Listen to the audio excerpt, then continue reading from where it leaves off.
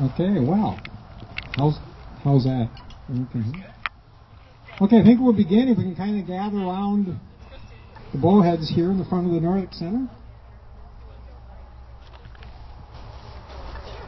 We can gather closer. We know each other.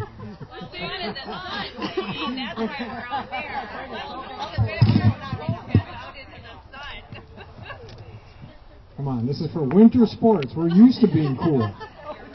Huh? Yeah. Okay, well, welcome.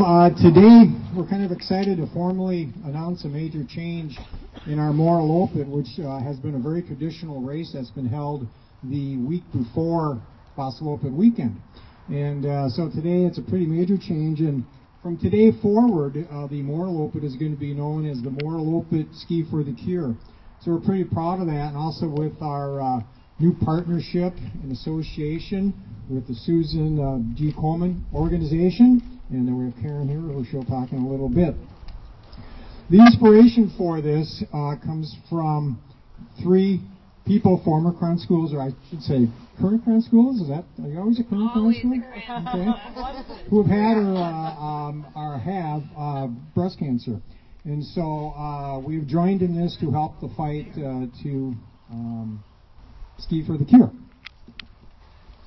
So now we're going to we have an unveiling of a logo, we have a signing of a poster, and we have some other presentations. And for doing that, am I doing that, or am I introducing you guys to do that? Okay, you're going to do that. Okay, so we do have a new logo for the Moraloppet. I guess I should get out of the way.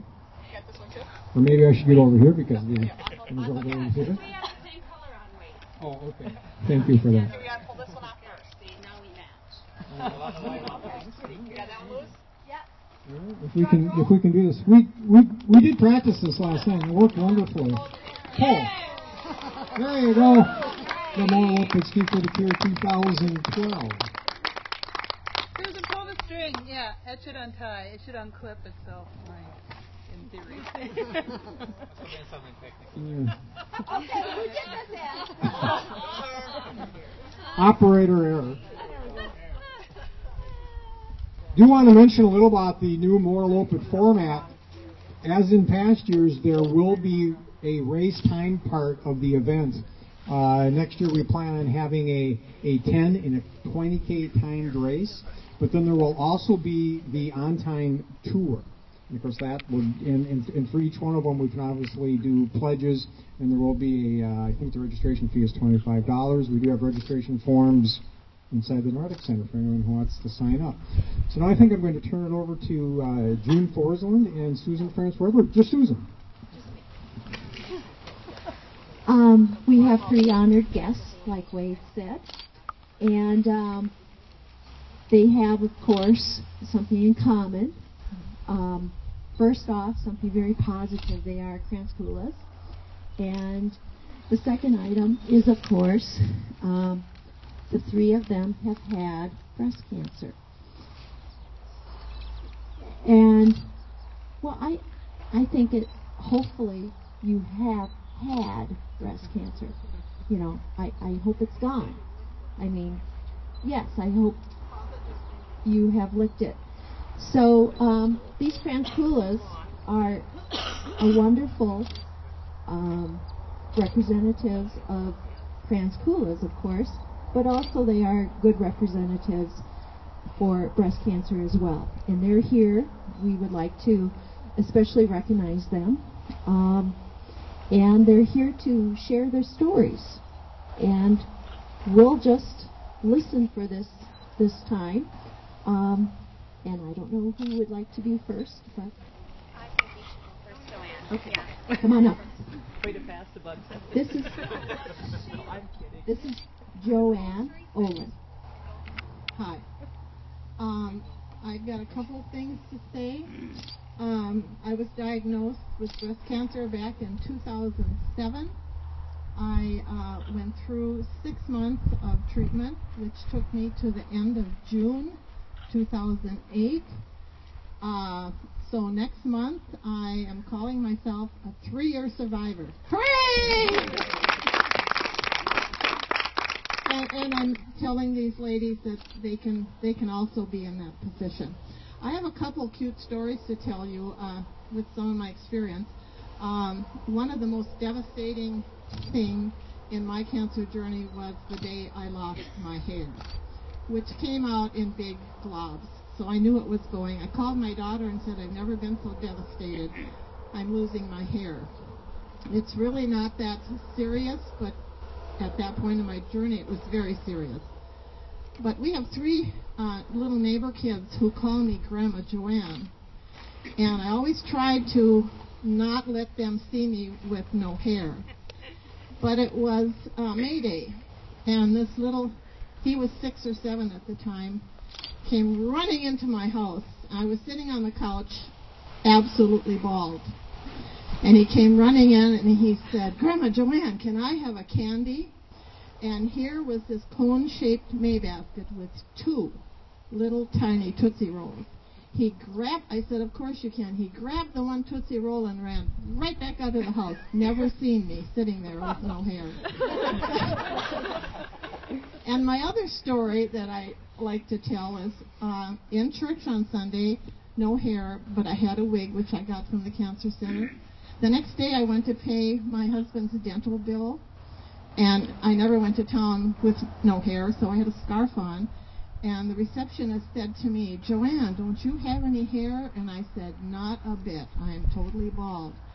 And her reply to that was, but you had hair in church yesterday. And it was, of course, my wig. I'm very excited about this. I think it's going to be a great time in our lives. They're behind me in this journey that we've all been on. But you can make it. You must make it. I don't know what kind of stories they have to tell, but I'm thankful for every day, and you must be, because it's quite a journey that you're on, and it's totally out of your control. You just do what they tell you to do, and that's how you make it. So I'm very happy to be here today. Thank you all.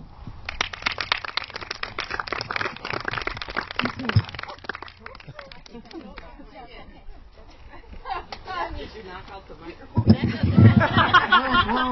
No, it works. Okay, next is Marge with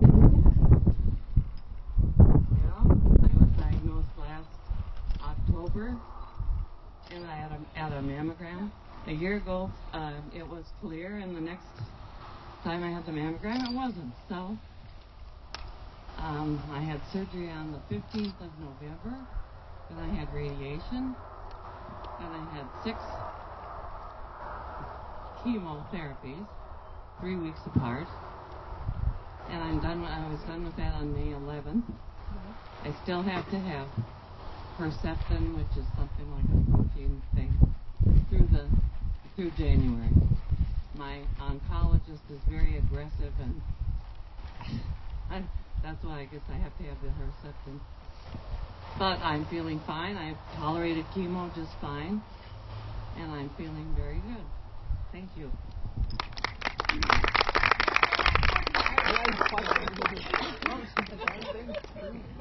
Okay. I can talk loud enough. When Marge discovered she had cancer, we also had Sally about that same time, discovering that she also had cancer. And this just happened last fall. Correct? Correct. Okay. And this is Sally Albright. Yes. I didn't know I was going to have to speak. So I was thinking, oh, what am I going to say? But yes, I was diagnosed in December. However, I had this little lump for a year. And so I skied the 58K with a lump and cancer. I did Grandma's Marathon last spring, never felt better.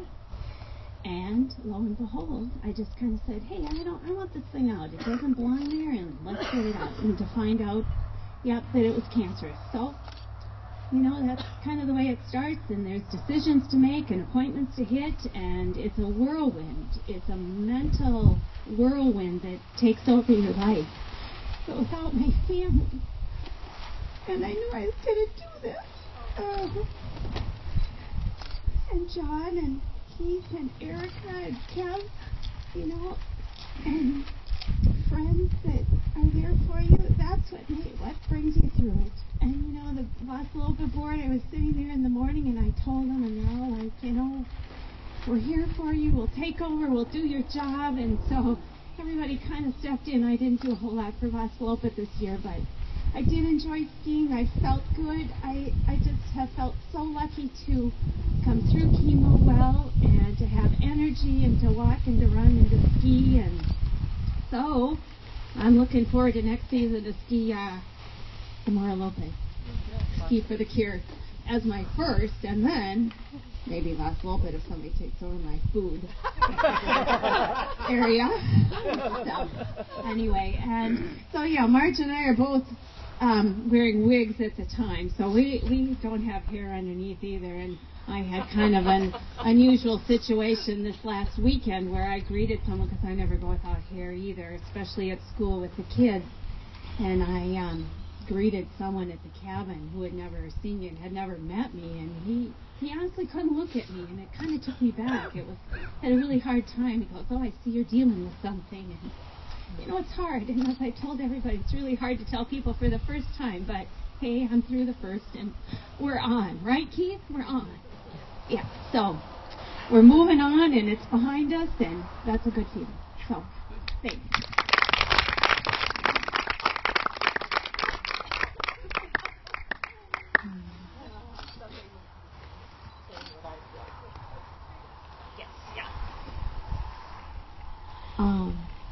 My thoughts, you know, we said it before, once a Kranskula, always a Kranskula. But I think once a cancer fighter, you're always thinking cancer. You're always fighting it. You're always surviving it. And it's just becoming part of living. And I applaud you for just keeping positive and saying you're going to overcome this, that this too shall be hopefully just put in the back burner at one part of you or point in your life. We do have something for you, and we have June and Dawn and Karen who would like to present this to you. So why don't you three just kind of come up here, and you can face this way and they can come in front of you. Nice sunshine. Yeah. They're determined on making me cold. Oh, I'm sorry. I went too far. Oh, man, with my red eye. Oh, fun. Oh, We have something to warm you up. pretty. Oh, it's going to be cold. It's nice. Oh, it's so fun. Oh, you got it. Nice. Thanks. Oh my goodness. Wow. Okay. Yeah, I know who I am. Let's see if I get it right. Yep. Yeah. Okay. Thank you. Well, thank you so much for being our guest. Okay. And now, June, if you would like to come up. Like Wade mentioned before, we are working with Susan G. Komen for the Cure, and with us today is Karen, and we wanted to give her an opportunity to say a few words to you about whatever she felt. Well, thank you very much for having me here, and I want to just thank everyone for coming out. This is what I believe is going to be the beginning of a fabulous event in February, and we are thrilled to have the three of you here, along with everyone else that you're supporting, that's here supporting you. Just a little bit about Susan G. Komen. We have a local affiliate here in the state of Minnesota. We're located down in Bloomington, but the foundation started 29 years ago, I believe, when Nancy Brinker watched her sister, Susan Komen, go through this disease and her fight, which ultimately she lost, and she was only 37 years old, I believe, when she passed away. And the promise that Nancy made to her sister was when Susan said, you know, Nancy, let's make sure that nobody else has to go through this, what I had to go through, because back then it wasn't an easy thing to get through, and we've made great strides since then.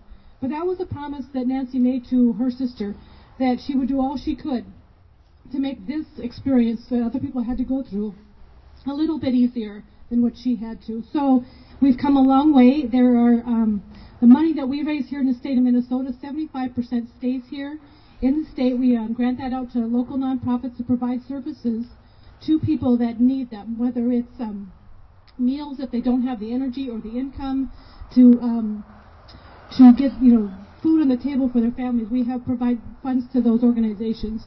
We provide funds to the state of Minnesota through the SAGE program to help with funding of mammograms for people that don't have insurance or maybe are underinsured. There's a multitude of other types of programs that we help fund, and it's because of supportive communities like yours here, people that decide that they want to do something and make an impact and put on an event like Ski for the Cure. So we are grateful and appreciative to everyone that's been involved in this and looking forward to a great event next winter. And just to let you know, the other 25% of the money that we raise, actually we send to our national foundation, which they use to grant money to organizations and cancer centers that are doing research. So a lot of that money ends up coming back here to the state of Minnesota between Mayo and the Cancer Center at University of Minnesota. So we're grateful for the people that are working towards cures and those that decided that they needed to make it easier for those that are going through too. So helping to prevent, devastating things that happen while you're battling, and then just a supportive community that wants to make it easier for those that are battling. So again, we're just grateful for everyone that has helped put this on. And again, we're looking forward to great things, and we're so grateful and appreciative. So thank you. We do have a little gift for you guys as well. So thank you so much.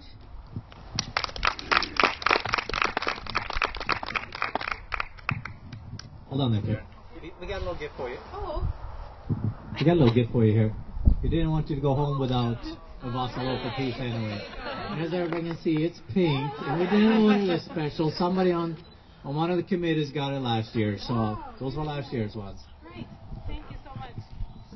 So you can certainly wear it when you return in February. Yeah. Okay. Yeah, you're welcome, Karen. As we're well aware, there's a symbol for breast cancer, and that is the pink ribbon. So at this time, we'll have the three special guests and Karen. And we have two ribbons here that we're going to make into, of course, the special pink ribbon. Okay, two on each side.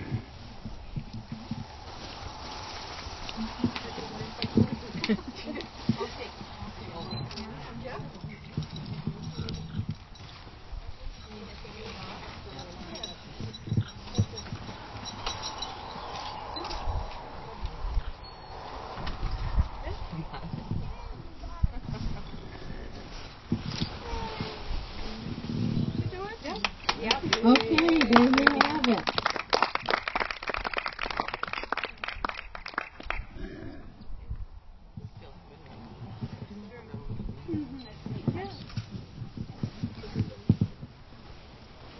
The next part, we have this wonderful banner that's, of course, white space with a lot of black and pink, and we would like to cover up that white space with names.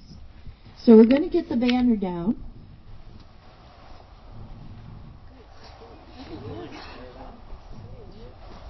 You know, it pays to practice.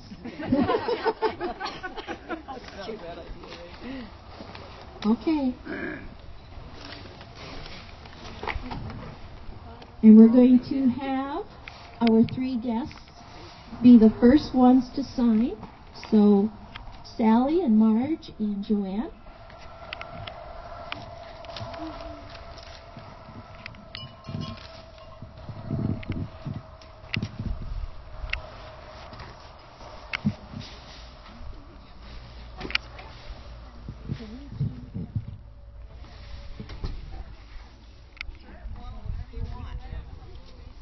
I just graduated from St. John's. Math and communication. The logo, we have to say something about the logo as the three are getting ready to sign. that this logo was created by Sandy Jutner. Where is Sandy? And let's give her a hand, please. She worked with the marketing committee and worked with the marketing committee and so on and so on. How many emails, Sandy? Until we decided this is it. So come on up, everyone.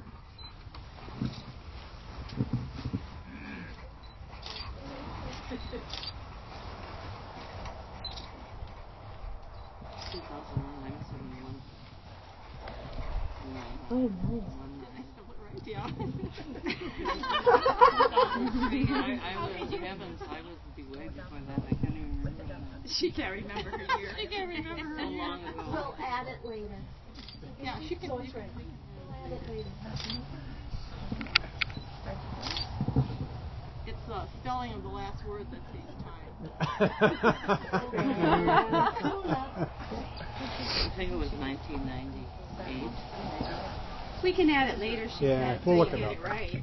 I don't know. She said they canceled so many races that I was the apprentice for so long. And then Karen, come on in and you can sign as well. And then please. Oh, fun.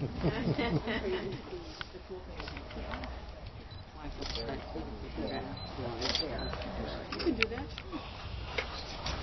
Okay.